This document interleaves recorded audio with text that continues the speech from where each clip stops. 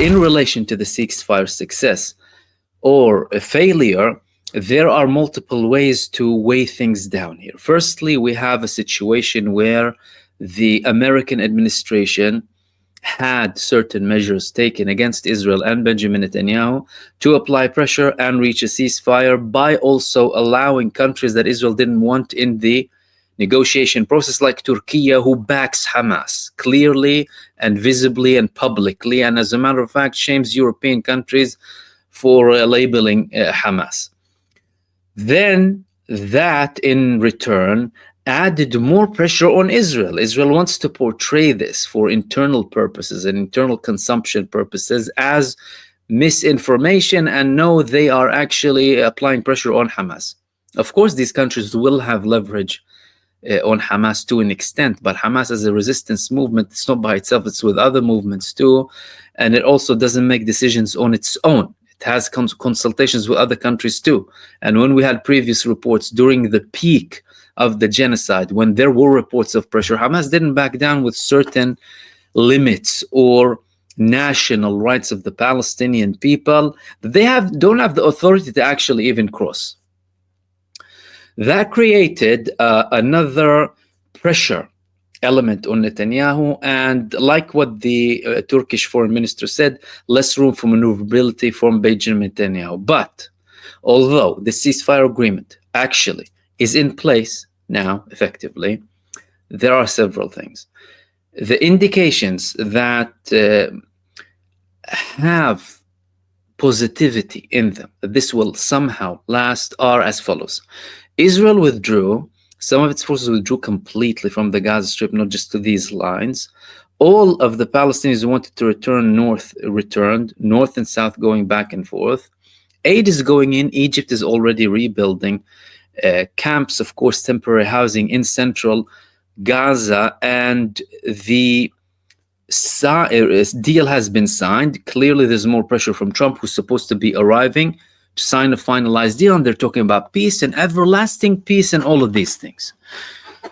Okay, that's number one. Then, of course, the things that are happening in the United States and how close they're getting with some of the countries that have increasingly started to support the Palestinian side more and more. There is no undermining of any of the efforts that the Turkish, Egyptian, and Qatari side have done to try and reach a ceasefire. All of them have done a lot to try and apply pressure to reach a ceasefire agreement. Whether you have, criticism of their foreign policy or lack of support or more action, that's a separate story. But in relation to the actual ceasefire, some of them worked day and night to try and make it work. And in the form of Qatar, despite the fact that they have been attacked directly by Israel, and they really just wanted to call it a day and say, we don't want to get involved in this. But they still found an opportunity. They came, they had a deal, because from their perspective, as their prime minister said, we want a deal, one ending of the war. Is the weight now of these countries in the eyes of Donald Trump bigger than the weight of Israel? Is the United States finally realizing that this country and this lobby that has occupied the United States and many other governments across the world too, more of a liability than an actual blessing? Aren't they, or have they already seen that if that country or regime sinks, they take down everyone who stood with them? Or are they trying to play something to prolong their existence altogether? What's for sure is there is a huge geopolitical and dynamic shift happening in the region. The coming days are going to prove to be very sensitive. Why? Because here's the negative part. Number one, there are still problems in relation to the names of those who will be released. The Palestinian side included certain names that Israel traditionally had a veto on in a hope that they will succeed eventually. Israel is still insisting not to release some of these names. Will the Palestinian side insist on them, or will they say it's not worth it to stop the whole deal for these 5 names? Nail al-Barghouthi, who was the longest serving Palestinian prisoner who was released, said when he was released, I wouldn't have chosen this to be released, as in the sacrifice not, of course, criticizing the resistance or anything as such, but as in the cost that the Palestinians paid for this operation to release the prisoners, and this genocide and this barbarity from Israel against the Palestinians. He said that not that I believe that it was worth the blood of the people for me to be released. Therefore, that is indicating that these prisoners, even, they know very well that they are willing to sacrifice with their time even for what's better for the general good of the Palestinian people, which indicates that there might be some compromise there in relation to certain names. What that would do, though, is it would create a further excuse for the Palestinian resistance for future events to happen to release these people because of Israel's continued veto to release them. At the end of the day, some of these people have administrative detention, illegally imprisoned, many of them too. And also, from an Israeli perspective, they knew very well that they had to go to wars to counter attacks by the Palestinian side, who always fought for the release of Palestinian prisoners. As a matter of fact, multiple statements came from the Palestinian resistance saying that they're going to continue with all legitimate means to resist for freedom, for liberty, for the establishment of a Palestinian state, and there wouldn't be any giving up arms of the resistance unless it's for an independent and sovereign Palestinian state. Showing that this also, the other thing, the arms and disarmament is another thing that might pop up later on. So in effect, we're having a situation where there needs to be a finalized list. If there is no finalized list, or if the Palestinian resistance views what Israel is doing as unjustified and uses the momentum now with the desire, the supposed desire of the American administration to reach a ceasefire, the momentum and the backing that they're having from some of the Arab Muslim states now, Netanyahu being cornered to push for these last names, or will say, okay, we'll compromise, but we will release the prisoners of war, all of them. Secondly, will they release some of the prisoners of war and leave some for these names to be released? We already heard that the Palestinian side wouldn't be releasing a third of the bodies because they don't know their whereabouts. Chances are they might still be in locations that where Israel is still present at, in parts of the Gaza Strip. That's during the first phase. The second phase, the negotiation is still ongoing. It hasn't ended. The second phase is going to talk about the force, the disarmament, what's going to happen in the future. Netanyahu and Israel can add more hurdles in that stage. But if they have the prisoners of war, the whole excuse that they use to conduct a genocide by even killing their own people like they did, massacring them on the 7th of October and targeting the prisoners of war, killing over a third in total, they will not have that excuse. The Palestinian side would be removing this excuse from Netanyahu. And Israel proved by its genocide in Gaza that this card, and that could be another reason why the Palestinian side went into an agreement now, started to become less and less valuable as time went by. Because Israel started to clearly say by ministers in Netanyahu's government that it doesn't matter if some of them die for the national interest of Israel.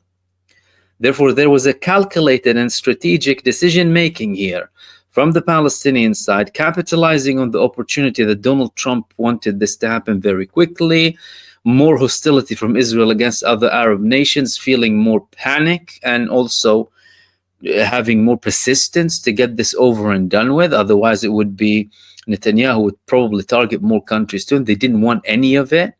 Some of the countries didn't want to have like any involvement too. And they capitalized on that moment. Then Israel, of course, internationally, it's going to be in an even worse position because now they don't even have an excuse. People will tell them, well, you got your prisoners of war back. What are you happening? Oh, we're preventing another attack. That's going to be much weaker.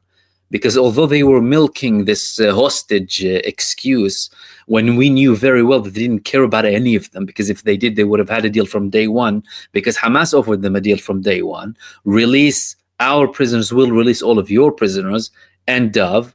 Israel continued this genocide, hoping that it would make the Palestinians surrender, only for the Palestinian people to emerge victorious after unbelievable heroism and persistence inside of the Gaza Strip, not leaving their land, not giving up their arms, not giving up their national rights, and not introducing a new mandate in the form of a war criminal called Tony Blair. So there are positivities and there are negative elements here. The introduction of the ceasefire, the implementation of it so far is taking place. It has taken effect. Israel is moving back. The Palestinians are getting aid. They are moving to areas where Israel strategically wanted to ethnically cleanse them from. And there are things on the ground that are preparing for more participation from other countries too, like this international stabilization force is primarily going to be made up of Egyptian, Turkish, and Qatari forces. That's something that's going to be, it's going to make it far more difficult for Israel to conduct any future attacks against Gaza, because it would put them in a very difficult position. The Turkish president just told Israel if the genocide or elements of the genocide restart, they're going to be paying a very heavy price. I know it's still talk, and he has made several statements before, but also that could be indicating that the certain agreements that they have now, the guarantees and the assurances that are supposed to be protected by the mediators and the United States too, who will have a joint room, by the way, to monitor the ceasefire and its implementation, can actually have a much larger impact. Because again, let's not forget, 2 to 3 months ago, this wasn't the tone. 1 year ago, this wasn't the tone. Netanyahu said he wouldn't stop the war unless Hamas is eliminated and release all of the prisoners of war without any condition. The ethnic cleansing campaign, that's it. They can completely forget about that. And the rebuilding.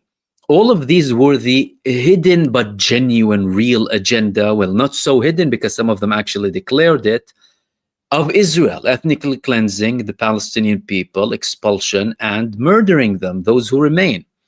Now all of that is out of the question. The military was getting a beating up until the last second. Minutes before the ceasefire took effect, the Palestinian resistance sniped a genocidal terrorist as he was withdrawing from Gaza. And the resistance had severe attacks against them in the recent days. They were fleeing from them. They weren't capable. And that damage that happened to the Israeli army, that's going to take years, if not even decades, to even try and recover from. Because for some people, there is no going back. There is no going back to this genocidal army. There is no Israel from many people's perspective too. The Israeli public completely lost trust in their military and in their security and in their political leadership as well. Israel lost its image. It has been tarnished globally.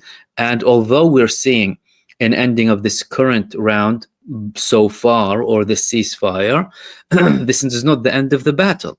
There is still a genocidal terrorist entity, a terrorist regime, a wanted war criminal, a country that has committed war crimes, still capable of conducting them so long as no genuine severe measures are taken against them to stop any of their aggressions or future aggressions. That's in summary the latest that is happening. So the situation is volatile. There are reasons to believe that things can actually, there is potential to go ahead with this, and this being a lasting ceasefire, but that wouldn't necessarily end the battle, by the way. That's a different story. And there are other indications too that there are some certain loopholes that Netanyahu might try and play with to potentially restart the genocide, especially with some publications in the Israeli media, especially the Israeli Broadcasting Authority, that the two sides signed different agreements.